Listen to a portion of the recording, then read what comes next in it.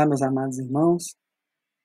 É uma alegria estar de novo aqui com vocês para compartilhar um pouco da palavra de Deus, um compartilhamento que fazíamos presencialmente, né, na IBV, e que nesse momento que nós estamos tendo essa possibilidade de retomar utilizando as ferramentas diferentes, né, ferramentas que nos aproximam, né, nesse momento de isolamento, né, um distanciamento social necessário, né, para resguardar a saúde de todos nós.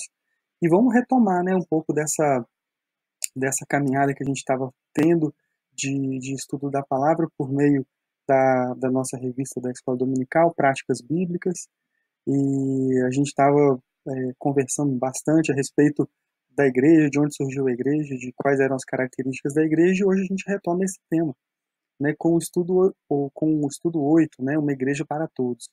Eu acho que a gente tem, né, um desafio interessante de discutir uma parábola de Jesus, né, que trata desse tema, né, que trouxe um entendimento importante a respeito da natureza da igreja e de que a gente pode tirar com isso e aprender com essa citação, né, com essa parábola de Jesus que nós vamos estudar nesse estudo de hoje. Bom, vou pedir para você, né, que, se possível, pegue sua Bíblia, né? Se você não tiver Bíblia também não tem problema, a gente vai projetar aqui os versículos que a gente vai utilizar, e também se você não tiver a revista não tem problema, mas a gente tem certeza que dá para acompanhar, né? E a gente espera nossa oração é que Deus abençoe a vida de cada um e que essa palavra possa falar ao coração de cada um. A gente gostaria de começar com uma oração, né? Para que Deus abra os corações, abra o entendimento por meio do seu Espírito. Deus amado, Pai querido, nós agradecemos ao Senhor por mais esse estudo, pedimos que o Senhor abra os entendimentos, pedimos que o Senhor abra a compreensão de todos, Deus, no sentido de podermos compreender a tua vontade, Deus, para a nossa vida, para podermos entender um pouco mais da sua palavra e do seu desejo para a nossa vida. Pai. Nós agradecemos ao Senhor por tudo aquilo que o Senhor tem nos proporcionado, Deus, por toda a proteção que o Senhor tem nos dado, e rogamos, Deus, por aqueles que estão sofrendo nesse momento com as mais diversas necessidades, Pai. Que o Senhor tenha misericórdia de nós e, ao mesmo tempo, nos ajude, Deus, a sermos usados por Ti nesse momento para, de alguma forma, abrandar o sofrimento do próximo, Pai. Nós agradecemos ao Senhor por esse momento, te agradecemos por tudo, em nome de Jesus, Pai. Amém. Bom, irmãos, vamos, então, dar início ao estudo, né? O estudo 8, o estudo Uma Igreja para Todos, né? O estudo está na nossa revista Práticas Bíblicas, né? Se você tem a revista aí com você, você pode acompanhar conosco na página 46. Se você não tem, não tem problema também, o estudo é perfeitamente feito para que você possa acompanhar com ou sem, né, esse estudo, mas é importante dizer, acho que até honesto dizer que é um estudo que não é de minha autoria, que eu estou aqui para discutir, para conversar a, né, as reflexões que vêm a partir desse estudo. Né? O texto base é o texto de Mateus, né, 22, de 1 a 14, lá no Evangelho de Mateus. Se você está com a sua Bíblia aí, você pode abrir lá em Mateus 22. Se você não está com a sua Bíblia, não tem problema, nós vamos projetar aqui, vamos fazer a leitura desse texto em conjunto. Vamos lá? Mateus 22, de 1 a 14. Vamos começar. Jesus lhes falou novamente por parábolas, dizendo: O reino dos céus é como um rei que preparou um banquete de casamento para seu filho. Enviou seus servos aos que tinham sido convidados para o banquete, dizendo-lhes que viessem, mas esses não quiseram vir. De novo enviou outros servos e disse: Digam aos que foram convidados que preparei meu banquete. Meus bois, meus novilhos gordos foram abatidos, está tudo preparado. Venham para o banquete de casamento. Mas eles não lhes deram atenção e saíram para o seu campo. Outro para os seus negócios. Os restantes, agarrando os servos, maltrataram-nos e os mataram. O rei ficou irado e, enviando seu exército, destruiu aqueles assassinos e queimou a cidade deles. Então disse a seus servos: O banquete de casamento está pronto, mas os meus convidados não eram dignos. Vão às esquinas, convidem para o banquete a todos que vocês encontrarem. Então os servos saíram para as ruas e reuniram todas as pessoas que puderam encontrar, gente boa e gente má. E a sala do banquete de casamento ficou cheia de convidados. Mas quando o rei entrou para ver os convidados, notou ali um homem que não estava usando a veste nupcial. E lhe perguntou: amigo, como você entrou aqui sem veste nupcial? O homem emudeceu. Então o rei lhe disse aos que serviam: amarrem-lhe as mãos e os pés e lancem-no para fora, nas trevas. Ali haverá choro e ranger de dentes, pois muitos são chamados, mas poucos são escolhidos. Esse é o texto base para o nosso estudo de hoje. É uma parábola de Jesus contada no livro de Mateus e que certamente nós vamos precisar retomar esses aspectos porque é uma, é uma passagem que precisa de aprofundamento para compreensão, né? E a gente pretende aqui justamente conversar e tratar sobre os questionamentos e o impacto importante que essa palavra traz para a vida do cristão, né? Para a vida da igreja e, né, eu acho que para o mundo em geral essa passagem tem uma mensagem bastante importante, né? Essa é uma parábola que Jesus, que está localizada no Evangelho de Mateus, né, um evangelho que foi redigido para a compreensão, principalmente dos judeus daquela época, para que eles pudessem entender, né, que todas as questões das profecias do Antigo Testamento foram cumpridas na vinda de Jesus, né? E nesse contexto, essa parábola ela é dirigida para o povo judeu. Ela é uma parábola que tem uma informação e guarda características e aspectos que fazem com que o povo judeu entenda de uma maneira mais própria o que está sendo dito, né, o recado. Mas esse recado ele recai sobre todos nós, né, um recado que tem uma dimensão que afeta, né, a todos os seres humanos, a toda a criação. Então, é, é interessante essa parábola, né, justamente porque ela, numa primeira leitura, você pode pensar, puxa, mas o que isso tem de mensagem? À medida que a gente aprofunda, nós conseguimos perceber que essa mensagem é muito profunda, é muito importante, afeta todos os seres humanos, independente, né, de nacionalidade, raça, né, afeta, né, a todos, né.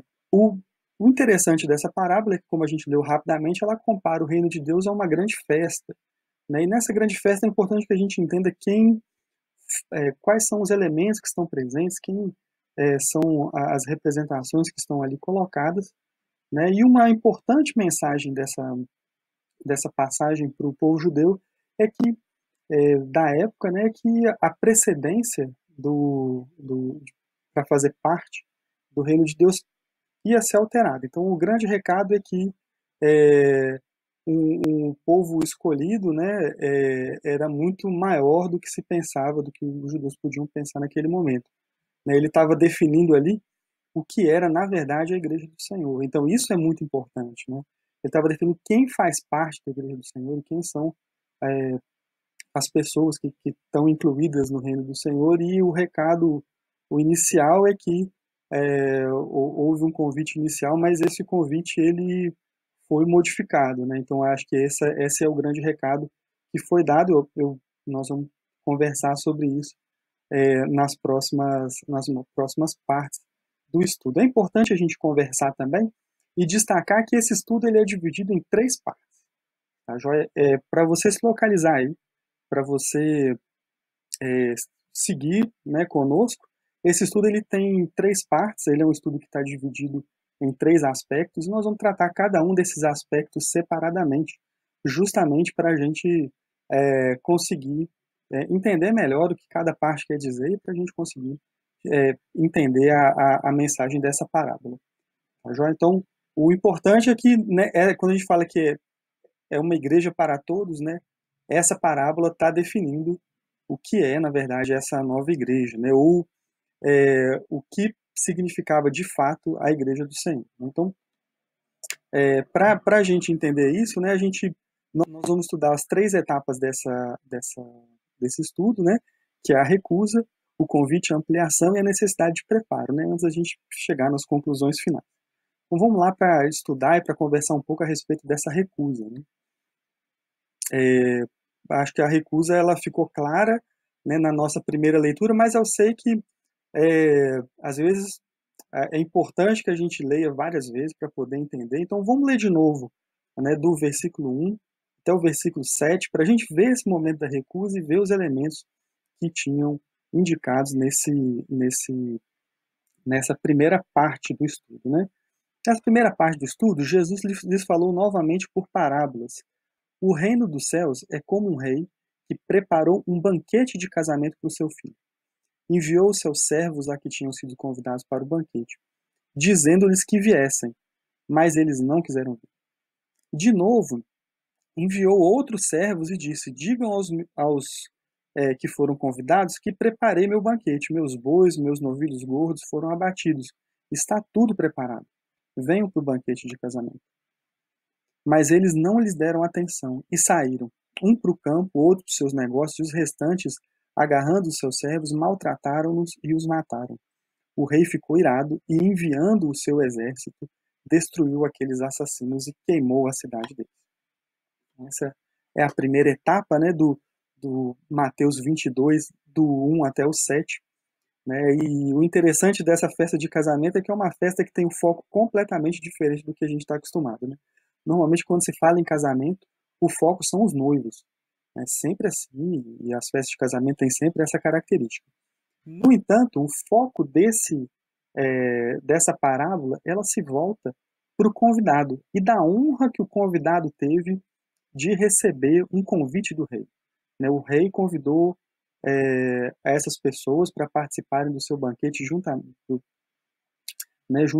lá com a sua família e, para sua surpresa, os convidados não aceitaram o convite. Pelo contrário, né, a gente viu ali que o rei fez o convite uma vez, o pessoal não aceitou o convite, fez o convite de novo e todos nós sabemos que quando um convite é negado, raramente a gente tem o desprendimento de fazer um novo convite, né? Mas o rei faz o convite de novo, e de novo esse convite ele é recusado, né? E não só é recusado, como alguns mensageiros são maltratados, né? Pelo, pelas pessoas que foram convidadas. E isso é, né, uma grande surpresa, né? E essa é uma situação que a gente precisa entender e interpretar, né? Eles não só recusaram o mensageiro, como o maltrataram. Mas a grande pergunta que a gente fica é por que Jesus contou essa história? Né? Qual que era a história por trás disso? Por que ele fez onde estavam os paralelos nessa história com o paralelo da história, né, do povo de Israel e do nosso próprio povo? Então a gente vê que nessa história o rei fez vários convites, né? E esses convites não foram atendidos. A gente pode perceber que é um simbolismo, né, daquilo que os profetas, daquilo que, né, foi anunciado para o povo de Israel ao longo do tempo e que o povo de Israel sistematicamente recusou, né? Ou aceitava por um tempo e depois deixava de andar nos caminhos que o Senhor tinha preparado para eles, e isso aconteceu diversas vezes. Né? Então, essa era uma figura, né, da forma como o Senhor se sentia por ter sido convidado tantas vezes. Né? E o interessante, né, é que quando a gente vê no final, tem uma citação de que a cidade ia ser queimada, né? E de fato, ao que parece, alguns comentaristas indicam que essa citação é uma citação de fato ao incêndio que aconteceu em Jerusalém ali no ano 70, né? Então é uma colocação a respeito dessa, né, dessas questões, né? Desse processo histórico. Para falar um pouco mais dessa recusa, né, para a gente aprofundar nessa questão, uma comparação interessante é que avaliar como que foi o tratamento, né, do povo às pessoas que faziam o anúncio ou faziam esse convite, né, das bodas do Cordeiro ou o convite do Senhor para que todos integrassem o seu reino, para que... Então é interessante a gente ver dois textos, né? Um texto de Isaías, que mostra a natureza desse convite, né? Apenas um dos trechos que mostram isso, então obviamente ele é incompleto, mas ele retrata bem que esse convite era um convite de plenitude em todos os sentidos, né? Em todos os aspectos e características. Né? E ao mesmo tempo a gente vai depois ver um texto que mostra como que foram tratados essas pessoas que fizeram o convite, né? Os convites para bodas do Cordeiro, né? E o convite para que essas pessoas passassem a fazer parte do reino de Deus, né? Então é interessante a gente ver esse processo e mostra o quanto que essa recusa foi grave e desproporcional. Então a gente começa lá com o texto de Isaías, em que a gente vê esse convite: venham todos vocês que estão com sede, venham às águas, e vocês que não possuem dinheiro algum, venham, comprem e comam. Venham, comprem vinho e leite, sem dinheiro e sem custo. Por que gastar dinheiro naquilo que não é pão e o seu trabalho árduo naquilo que não satisfaz? Escutem-me e comam o que é bom, e a alma de vocês se deliciará da mais fina refeição. Deem ouvidos e venham a mim. Ouçam-me para que a sua alma viva. Farei uma aliança eterna com vocês, minha fidelidade prometida a Davi. Vejam que a aliança proposta ela é uma aliança eterna, né? Ela é uma aliança que satisfaz plenamente. Né? Quando a gente fala satisfação e de satisfazer, a gente não está falando do ponto de vista simplesmente material, mas a gente está falando de todas as necessidades do ser humano. Né? Mas vamos ver como é que as pessoas que fizeram esse convite foram tratadas. Né? Alguns foram torturados e recusaram a ser libertos para poderem alcançar uma ressurreição maior. Outros enfrentaram zombarias e açoites. Outros ainda foram acorrentados e colocados na prisão. Foram apedrejados, cerrados ao meio, postos à prova, mortos ao fio da espada. Andaram errantes, vestidos de pele de ovelha e de cabras, necessitados, afligidos e maltratados. O mundo não era digno deles. Vagaram pelos desertos e montes e pelas cavernas e grutas. Então, a gente vê essa figura, né, presente na parábola de Jesus, né, a figura do convite que foi feito, um convite para as bodas do Cordeiro, um convite para a plenitude, um convite para a alegria, um convite para né, ter a satisfação daquilo que o ser humano tem mais necessidade no seu âmago, né? E a resposta foi o maltrato, né, e o desprezo do convite, né, e muitas vezes o maltrato e até o assassinato das pessoas que portavam essas novas. Né? Então, vocês vejam que essa recusa foi muito grave e é essa recusa que a gente consegue ver aqui em Mateus 22, de 1 até 7. Nesse contexto, a gente parte, né, tendo visto essa recusa, tendo visto que os primeiros convidados não queriam participar da festa, o rei tem uma atitude bastante interessante. Né?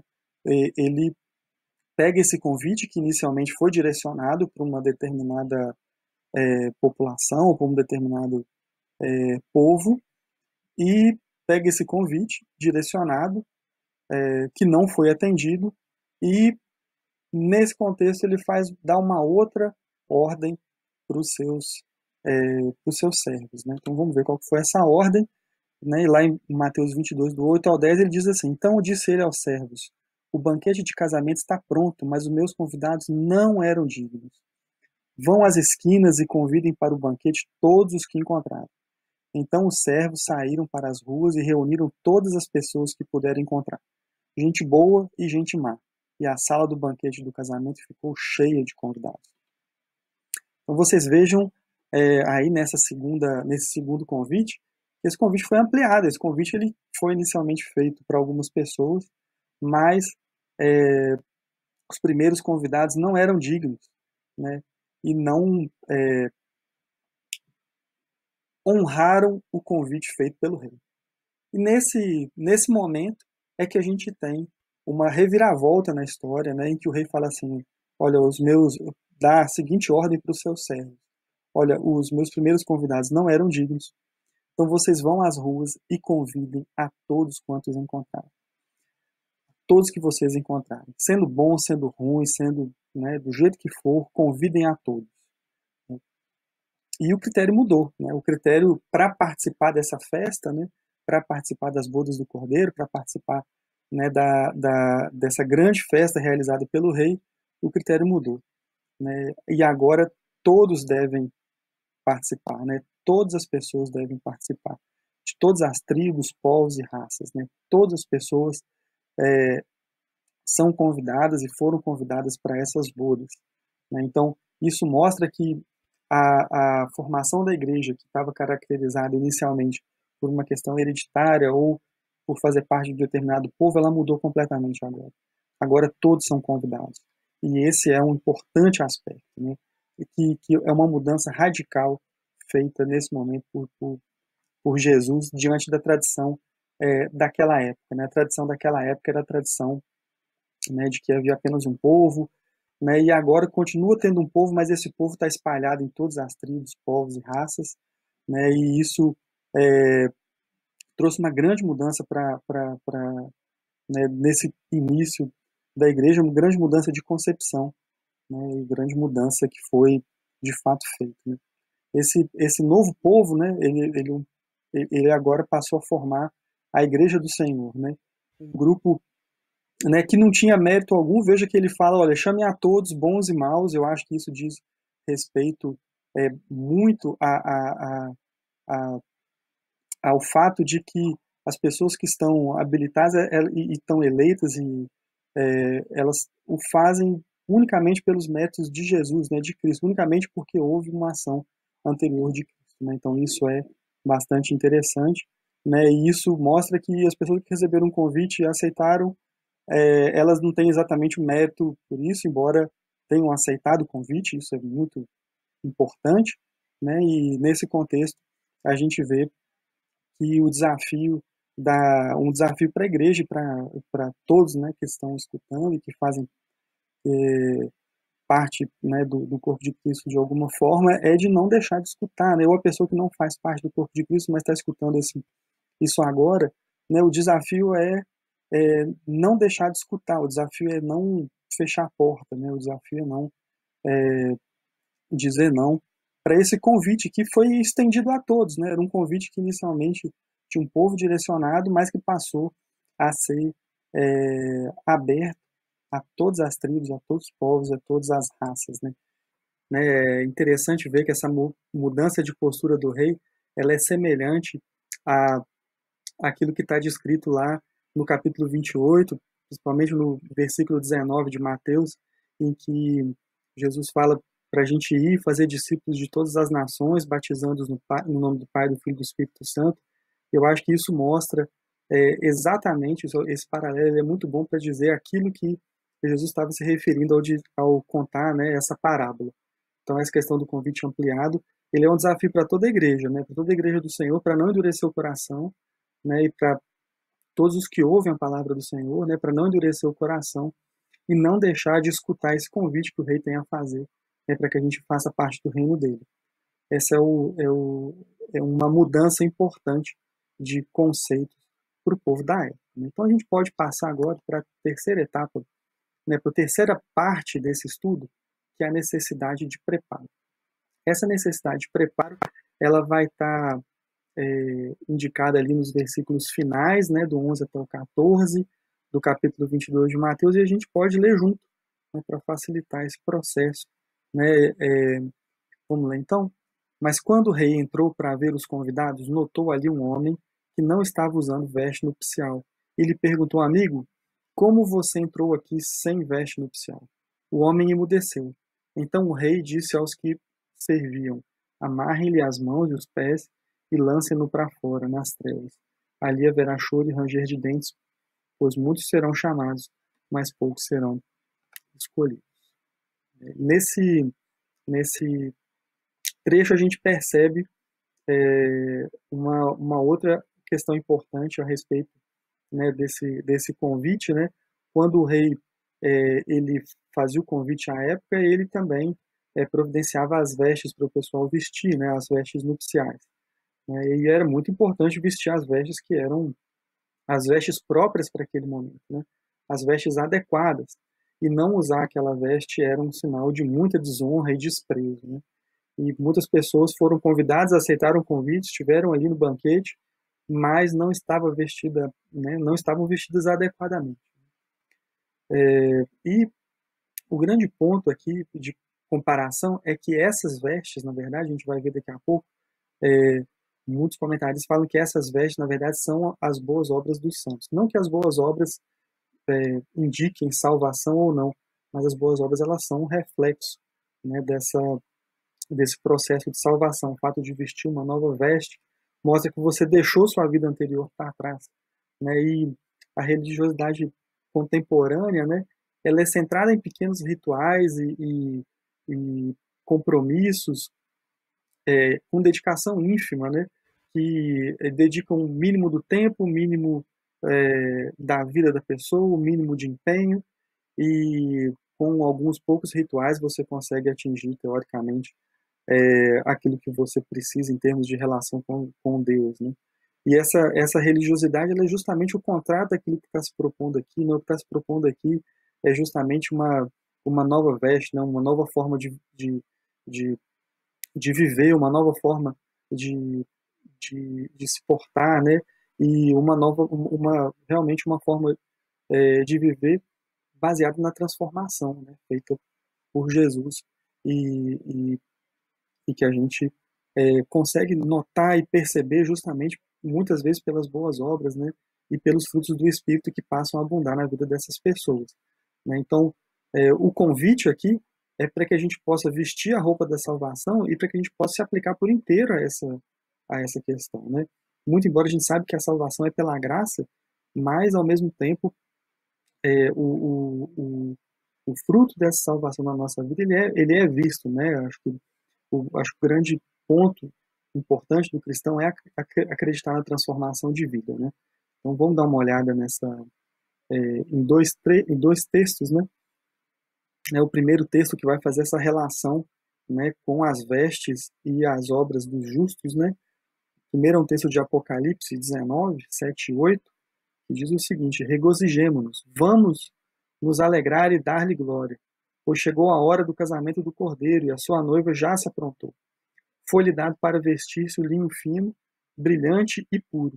O linho fino são os atos justos dos santos. Então vejam aí que essa veste, né, que é necessário, é, que era necessário que os convidados vestissem, na verdade, ela era essa veste de linho fino, brilhante e puro, que são os atos justos dos santos, né? Para não ter nenhuma dúvida a respeito, né, dessa natureza e da importância desses atos, né, e da necessidade de transformação, né, na vida do cristão, está aí, né? Pois vocês são salvos pela graça, por meio da fé. E isso não vem de vós, é dom de Deus. E a gente percebe aqui a comparação com o texto da parábola em que diz que os servos saíam para convidar todos, né, bons e maus, porque a salvação ela é dom de Deus, né? A salvação ela não é por obras para que ninguém se glorie, porque somos criação de Deus realizada em Cristo Jesus para fazermos boas obras, as quais Deus preparou de antemão para que nós as praticáramos. Então veja que nesse ponto o que fica claro é que a salvação ela é pela graça, né? E como resultado dessa salvação a nossa vida ela frutifica em boas obras, ela frutifica em obras justas. E esse aqui é essa necessidade de preparo, né? E o desafio para cada pessoa que, né, aceita esse convite do Senhor e que precisa muitas vezes mudar de vida, muitas vezes precisa abandonar questões da sua vida que o afastam de Deus e que trazem dificuldades, né? Muitas vezes são coisas, por vezes são coisas pequenas, por vezes são coisas grandes, mas é um caminho aberto a todos, né?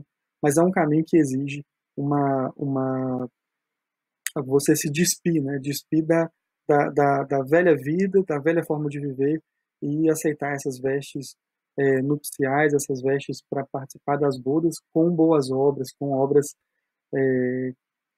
que reflitam de fato o frutificar do Espírito Santo na nossa vida, né? E essa é uma questão. Lembra que você aceitou o convite do rei e agora a se vestir adequadamente, né? faz parte dessa próxima etapa. Então, a gente percebeu aí, dentro dessa parábola, né, que é uma parábola em que a gente fala assim, nossa, mas o que essa parábola tem a ver com uma igreja para todos, né? Onde que essa igreja para todos está presente nessa parábola? E justamente essa parábola mostra que o reino de Deus está aberto para todos, que o convite é feito a todos, né? Então, aquelas promessas feitas inicialmente, né, e que não foram aceitas de plenitude, né, no sentido mais é, real da palavra, né, não da plenitude financeira, mas da plenitude de espírito, da plenitude de estar próximo do Senhor, da plenitude de ter o Senhor atuando na nossa vida, da plenitude de escutar o Espírito Santo, na plenitude de servir a Deus com alegria, né? Essa plenitude, ela está disponível, ela é uma plenitude libertadora, porque ela nos liberta do jugo do pecado. E eu acho que essa é a grande diferença, nos libertar, ser capaz de não fazer algo mais que de abandonar algo que nos faz mal e algo que nos afasta do Senhor. Então essa parábola ela indica exatamente isso, né? E aí a gente pode ir para as considerações finais, né? Nós somos convidados não porque nós somos melhores ou por mérito, na verdade todos são convidados, né? Os bons e os maus, né? E à medida que a gente aceita o convite, quantos e quantos relatos, né? Da nossa própria vida, né? De transformação e de mudança de vida a partir desse convite, né? Há um convite para todo mundo, para todo ser humano entrar nesse reino, e a gente pode ver isso lá em Apocalipse, né? Quando está relatado lá, eis que estou à porta e bato, né? Se alguém ouvir a minha voz e abrir, eu entrarei, cearei com ele, e ele comigo, né? Mostrando que Deus deixa a porta aberta para tá à porta, né? Basta a gente abrir. É importante também destacar que a conduta dos chamados é importante, né? Então, lá em Efésios, a gente fala assim, porque vocês são, novamente, né? São salvos por meio da graça, por meio da fé, isso não vem de vós, é dom de Deus, né? Não por obras para que ninguém se glorie, porque somos criação de Deus, realizados em Cristo, para fazermos as boas obras nas quais Deus preparou de antemão. Então, o frutificar, né, nas obras dos santos, ela é importante, né? Então, a gente tem que estar trajado respeitosamente para as bodas do Cordeiro, né? E o desafio da Igreja do Senhor é, de fato, não endurecer o coração e não deixar de escutar o convite do Rei. Bom, irmãos, a gente finaliza esse estudo.